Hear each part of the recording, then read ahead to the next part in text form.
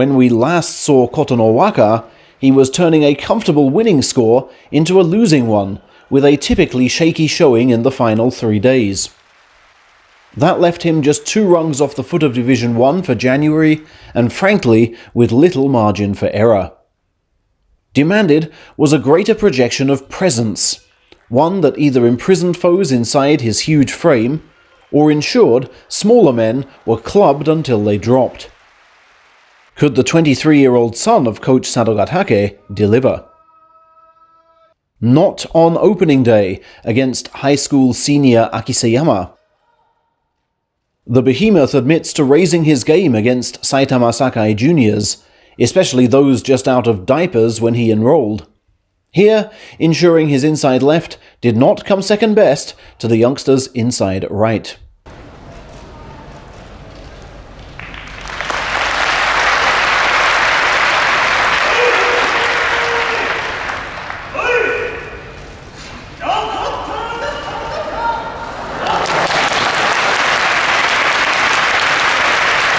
Against a physique more ripped than rippling on day 2 though, Kotonowaka showed us exactly what we wanted.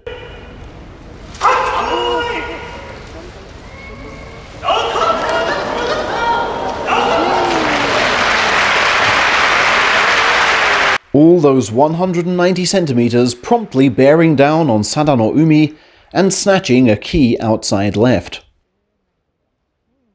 On day 3 he looked just as solid, patiently thrusting the shorter man away at the start, reaching round, and wasting no time on the belt once he got it.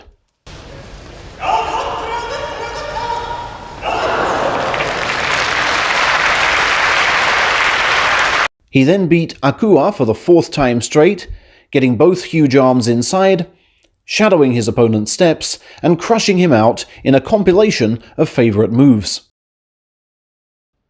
Emboldened, he went for Terutsuyoshi, who had won their last 2.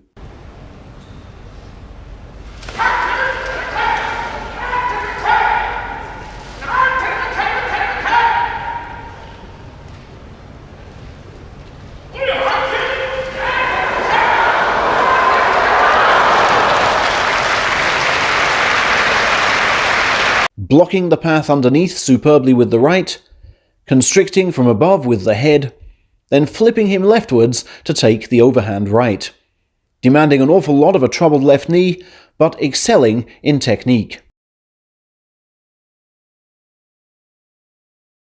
And a more direct approach on day 6, with the left arm sublime, yielded a 3rd straight defeat of Ichinojo, and a 5th straight win that week. But his problems with smaller foes continued on day 7, as Midorifuji hit hard, then ran to the side for repeated attempts at his trademark katasukashi, which he finally pulled off. And the larger Dai Amami on day 8, stepping up from Division 2, almost punched his inside right out of action, before making his own inside left the difference.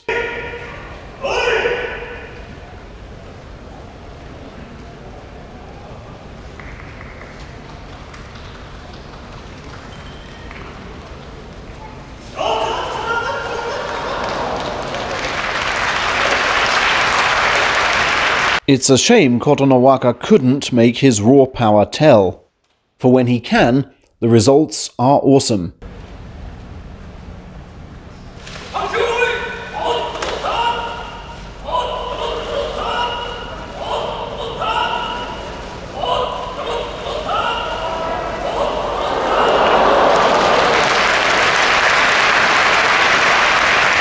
Again, his change of upper body tack is admirable.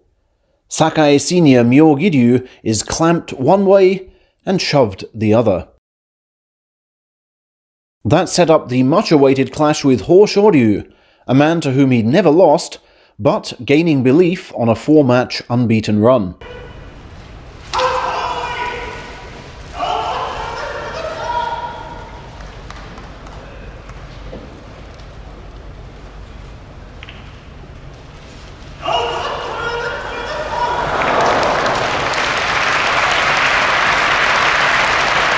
You can see the anguish once that failed pull allows Horshordu's left inside.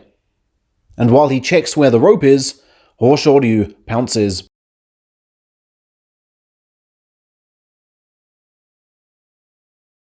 This time, though, his confidence would not be knocked, and after a standstill resembling stags with antlers locked, he pulled Dogged Shimano Umi from the right elbow, then reached round to take him down. The next day, against kiribaiyama, a leftward-leaning tachiai firmed up his outside left and allowed him to drive unencumbered. With 8 wins and demons slain, he was grateful to tackle the final 3 days with the pressure off. On day 13, he looked commanding, deflecting Aoyama with tremendous parries before winning with his latest feint and clamp at the edge.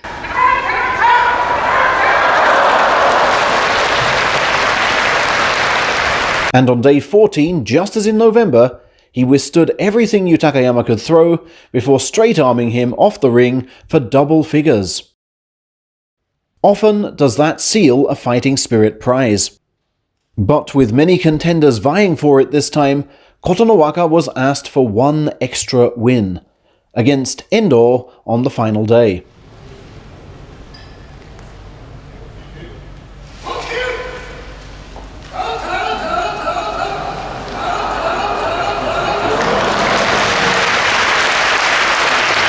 And the clamp and throw that did for so many failed to dislodge Endo's iron right grip, meaning the $20,000, a month-and-a-half salary, was foregone. In sumo, though, you can win all the prizes you want, but it's the highest rank you attain by which you'll be forever known. Kotonowaka will be setting a personal best on that front next time, and given his strength and skill, can hardly accept that as his lifetime title.